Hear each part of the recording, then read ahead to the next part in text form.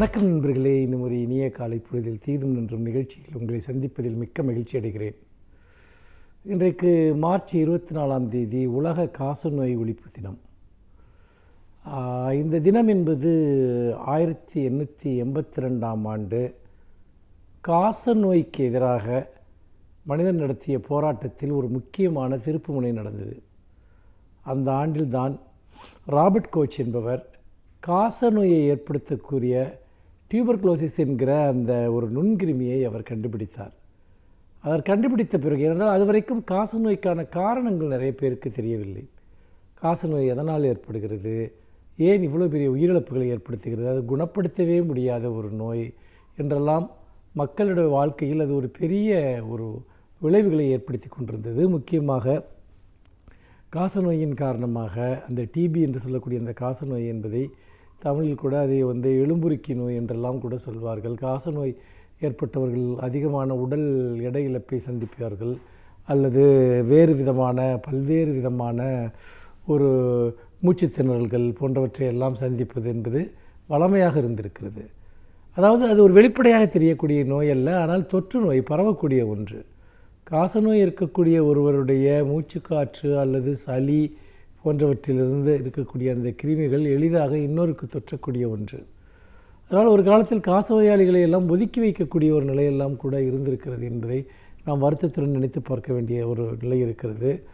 இன்னும் சொல்லப்போனால் காசநோயினால் நிறைய மரணங்கள் ஏற்பட்டிருக்கின்றன.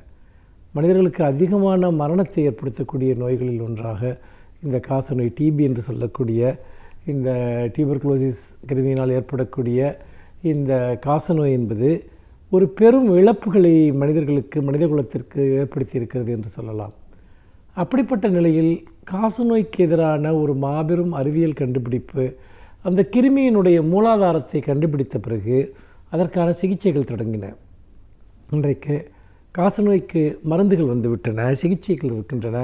காசநோய் பாதிக்கப்பட்டவர்கள் மீட்கப்படுகிறார்கள். காசநோய் என்பது நோய் எதிர்ப்பு சக்தி குறைவானவர்களுக்கு மிக எளிதில் தொற்றுகிறது என்று சொல்கிறார்கள். யாருக்கு நோய் எதிர்ப்பு சக்தி மிகவும் குறைவாக இருக்கிறதோ அவர்கள்தான் அடிக்கடி காசநோய்க்கு ஆட்படுகிறார்கள் என்பதை நம்மால் பார்க்க முடிகிறது. அப்படி பார்க்கிற போது அதை இன்னும் சொல்லப்போனால் நீங்கள் எய்ட்ஸ் நோயாளிகள் கூட அவர்கள் மிக சுலபமாக காசநோய்க்கு ஆட்படுகிறார்கள். இறக்கிற 3 எய்ட்ஸ் நோயாளிகளில் ஒருவர் காசநோயாளியாக இருக்கிறார் என்கிற ஒரு செய்தியையும் கூட சொல்கிறார்கள். இன்றைக்கு உலகத்தில் கிட்டத்தட்ட 2 பில்லியன் பேர் காசநோயால் பாதிக்கப்பட்டிருக்கிறார்கள். ஆண்டிற்கு 9 மில்லியன் பேர் காசநோய்க்கு ஆட்படுகிறார்கள் ஆண்டுதோறும். உலகத்தில் இன்றைய காசநோய்களுடைய எண்ணிக்கை 2 பில்லியன். அப்படி பார்க்கிற போது இது ஒரு பரவலாக உலகம் முழுக்க இருக்கக்கூடிய ஒரு நோயாக இருக்கிறது. ஆனால் அறிவியல் எப்பொழுதுமே இத்தகைய நோய்களை அது தொடர்ந்து கண்டுபிடித்தது, அதற்கான ஒரு மாற்றங்களையும் சிகிச்சைகளையும் தொடர்ந்து அளித்து வருகிறது என்பதை நாம் பார்க்கிறோம். அப்படி பார்க்கிற போது காசநோய்க்கு அறிவியல் பூர்வமான மருந்துகளையும் சிகிச்சைகளையும் எடுத்துக்கொள்வது மிக மிக முக்கியம். காசநோய் பாதிக்கப்பட்டவர்கள் உடனடியாக அதற்கான சிகிச்சைகளை மேற்கொள்ள வேண்டும். நோய் முற்றிய பிறகு செல்வது என்பது ஆபத்தான ஒன்று. முன்னர் காலத்தில் இருந்தது போல் அது இன்றைக்கு ஒரு ஆட்கொல்லி நோய் கிடையாது, அது குணப்படுத்தக்கூடிய ஒரு நோய் என்பதையும் நாம் இந்த காசநோய்கள் தினத்தில் நாம் புரிந்து கொள்வது மிக மிக முக்கியம். காசநோயாளிகளின் மீது நாம் காட்டுகிற அன்பும் பரிவும் அதுதான் அவர்களுக்கான ஒரு மிகப்பெரிய ஒரு உறுதுணையாக இருக்கும். அதோடு சேர்ந்து நவீன சிகிச்சை முறைகளை நாம் தவறாது காசநோய் போன்றவற்றிற்கு பின்பற்ற வேண்டும் என்பதையும் இந்த நாளில் நாம் நினைவில் கொள்வோம். மீண்டும் இன்னும் ஒரு புதிய சிந்தனையோடு உங்களை சந்திக்கிறேன். நன்றி, வணக்கம்.